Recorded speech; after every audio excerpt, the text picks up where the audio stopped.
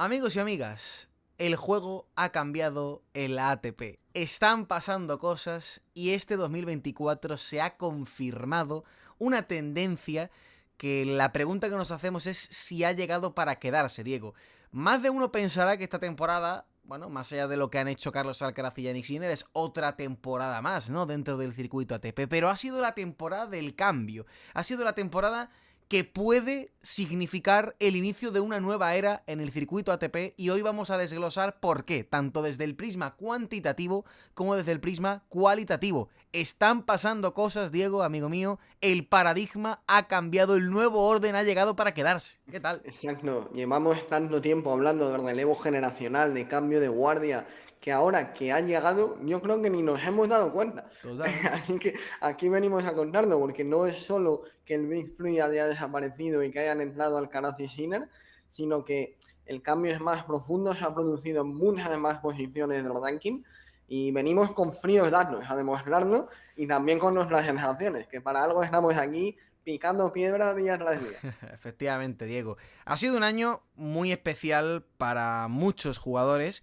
y en el que han pasado muchas cosas. Y el cambio generacional, ahora vamos a analizarlo desde los datos, también yo creo que hay una parte simbólica, porque ha sido un año, Diego, en el que se retiran Rafael Nadal, Dominic Thiem y Andy Murray. Vestigios de otras épocas que, bueno, es verdad que ya no peleaban por los grandes títulos, ya no estaban para ganar Grand Slams, pero ahí seguían en el circuito, ¿no? Integrando el top 100 en muchos casos y subiendo un poquito a la media edad. Una media de edad que os adelanto, amigos y amigas, que ha bajado drásticamente a lo largo de esta temporada. Y el primer dato que te doy, Diego, que es un frío dato, porque Alcaraz y Sinner son los protagonistas del cambio de guardia, pero hay mucho más.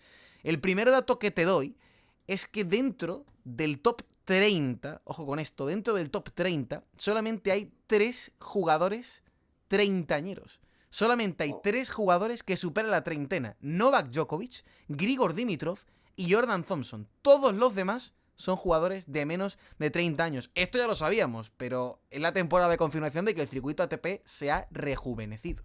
Sí, porque además el contraste con hace un lustro, por ejemplo, tiene que ser muy profundo. Recuerdo que hace muy poco tiempo hablábamos de la longevidad, de cómo era muy difícil para los jóvenes entrar, Sí. porque los treintañeros se cuidaban más, se habían mejorado en todos los aspectos extradeportivos, y al final la madurez se alcanzaba casi con 30 años. Bueno, pues ahora parece mucho más complicado, ha dado la vuelta a la tortilla, porque encontramos muy pocos treintañeros y además, bueno, Djokovic obviamente está por encima de todo, pero Dimitrov y Thompson, pues creo yo que son dos perfiles de jugadores que han tenido que están teniendo que adaptarse a Reinventarse. una nueva realidad con unas armas de puro talento. Sí.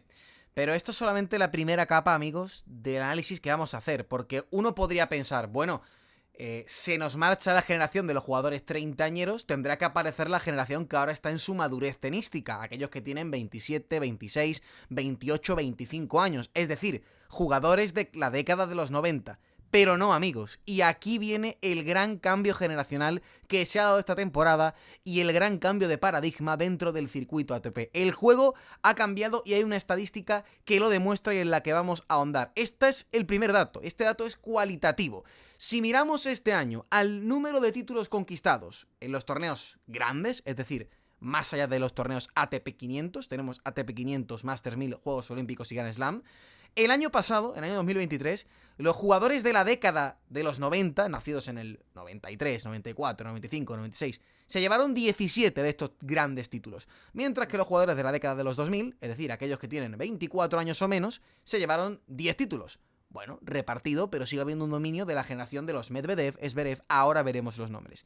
¿Qué pasa, Diego? Que este año ha cambiado por completo el juego, las tornas se han dado vuelta. Los jugadores de la década de los 90 han ganado 9 de estos grandes títulos, casi son doblados por los jugadores de la década de los 2000, que se han llevado 17 de estas grandes preseas, liderados por Carlos Alcaraz y por Jannik Sinner, pero es que los ATP 500, Diego, también han rascado muchos, pero que muchos grandes torneos. Ahí los tenemos: Draper en Viena, Perricard en Basilea, Arthur Fils en Hamburgo, Tokio, y ahora lo veremos a nivel cuantitativo.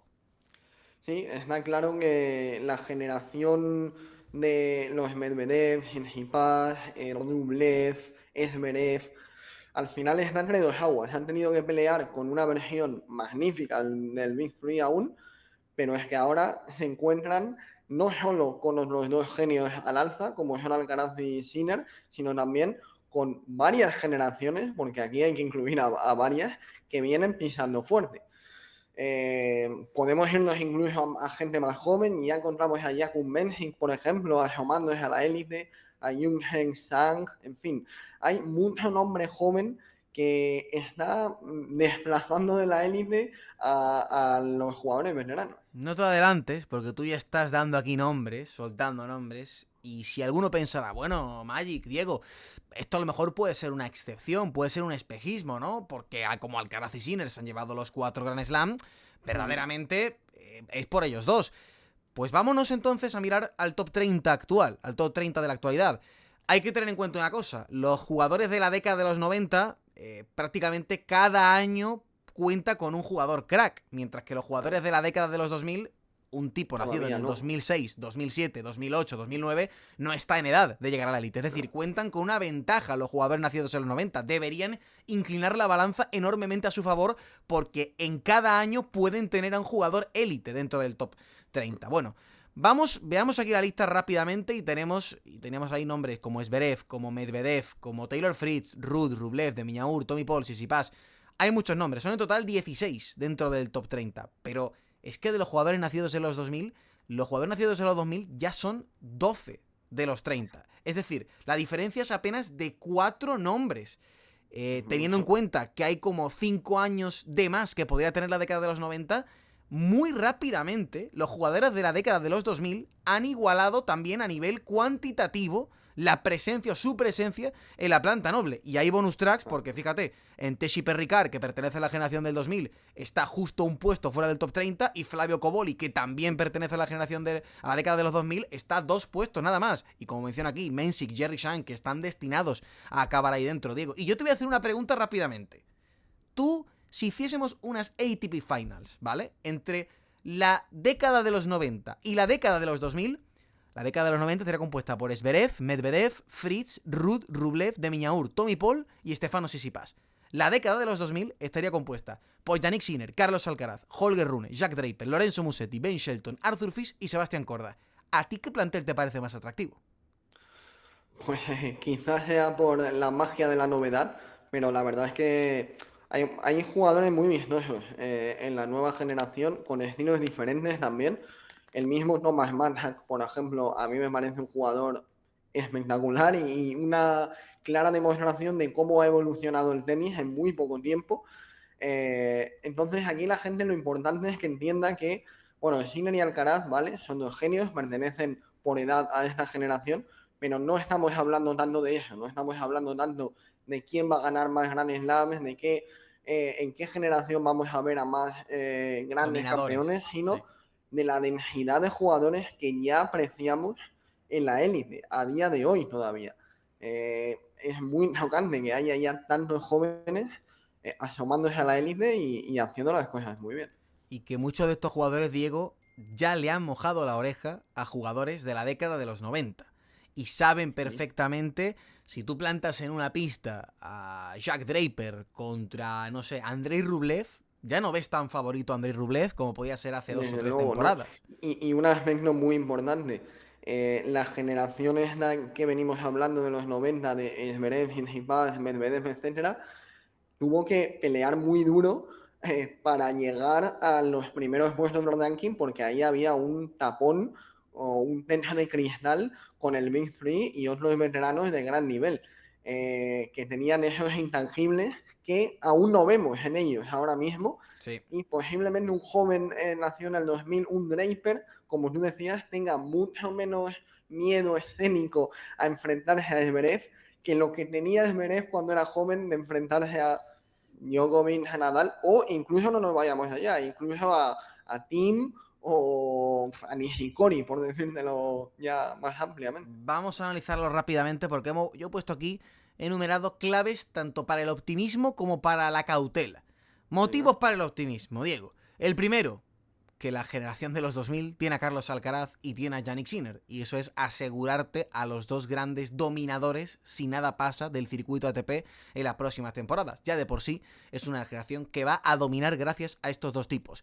El segundo motivo para el optimismo, que creo que son una generación o es una década de mayor atractivo que la década de los 90, mientras que a lo mejor tú puedes encasillar, por ejemplo, a Zverev y a Medvedev en el mismo molde de jugador, a Rublev con muchos otros, es decir, jugadores de mucha altura pero que pegan muy duro desde el fondo de la pista, que tienen grandes saques y que también tienen muchísima movilidad. Aquí tú miras digamos, el balance generacional y a pesar de que todos prácticamente buscan lo mismo, que es atacar, que es dominarte, tienen caminos diferentes a hacerlo. Alcaraz, por ejemplo, mucho más versátil, mucho más polivalente, busca más la red.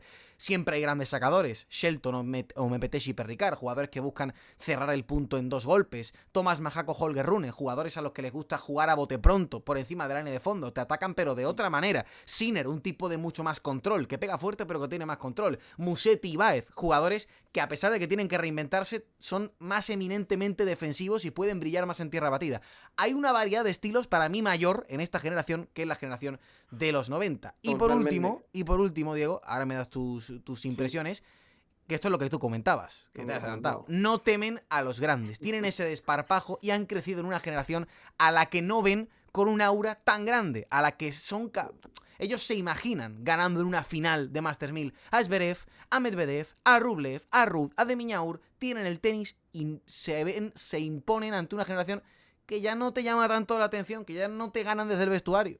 Absolutamente. Y te añadiría, como un punto transversal incluso a los tres, la influencia que van a tener Alcaraz y Sinner, no únicamente en el hecho cuantitativo de ganar torneos para esta generación, sino en lo inspiradores que pueden ser para el resto de jugadores, Sí. tanto en el estilo de juego y en la variedad que presenta Carlos, como en la consistencia mental que presenta Sinner, como por supuesto en que cuando tú llegas al circuito y ves a dos genios que están 2 pasos por encima de ti, automáticamente subes el nivel. Esto, por ejemplo, lo ha comentado mucho David Ferrer, que él cree que nunca hubiera sido tan buen jugador de no estar en el Big Free, porque le exigían mucho más de lo que él habría imaginado.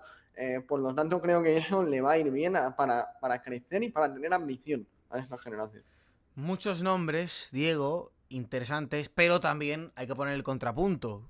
A lo mejor este cambio de paradigma que hemos visto en este 2024 es solamente un espejismo. A lo mejor esto motiva y da fuelle a la generación de los Casper Ruud, de los Daniil Medvedev, de los Alexander Zverev, de los Alex de Minaur, de los Andrei Rublev para regresar, ¿no?, a su mejor nivel, para darse cuenta de que se están quedando atrás con respecto a las generaciones más jóvenes. Y por eso también hay que tener ciertos motivos para la cautela, que son 3, rápidamente. 1, quizás todavía esta generación le falta regularidad, le falta físico para afrontar una gira, por ejemplo, un Canadá, Cincinnati y US Open llegando lejos en ambos torneos. Todavía le falta ese puntito. Tenemos a Jack Draper, por ejemplo, que ha demostrado sobradamente que tiene tenis, pero al que todavía le ponemos ciertas dudas a la hora de aguantar la exigencia de una gira total, de que no termine un Grand Slam y se quede sin físico. Otro punto que yo creo que hay que destacar y que hay que mencionar, la inteligencia táctica. Una cosa que quizás el coste de ver cómo la velocidad de la bola ha subido de manera tan tremenda en el mundo del tenis es ver a jugadores que, aunque todos tienen estilos distintos, quizás dentro de un partido no son capaces de buscar un plan B o de buscar a un plan C.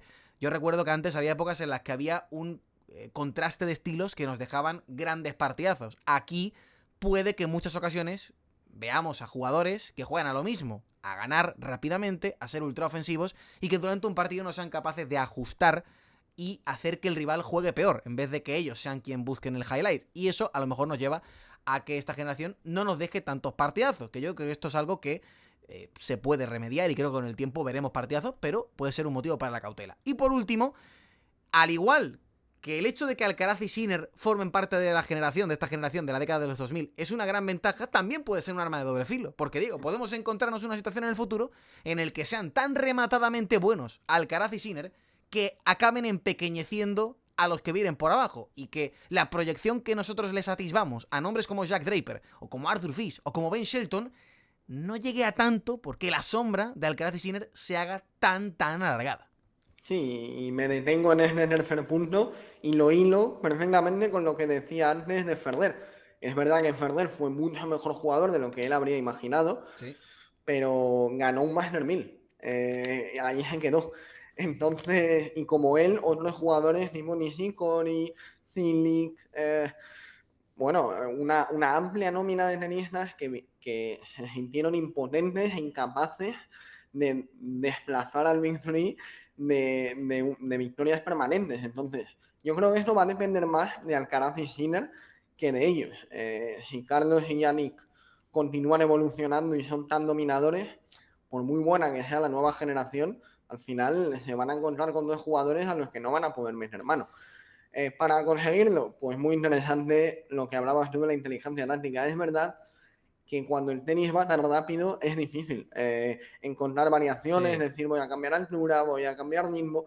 Es verdad que, bueno, vemos jugadores como aquí vemos a Thomas Mann, que por ejemplo sube mucho al arder, juega muy encima de la línea de fondo, como tú decías. Bueno, eso ya es una variación. Hay que ver si son capaces de hacerlo en momentos de presión. Que esto es lo que aún tenemos que comprobar, de qué pasa a nivel mental están hechos, no solo en lo que a consistencia para jugar durante todo un año se refiere, sino también a cómo gestionan los momentos cumbre.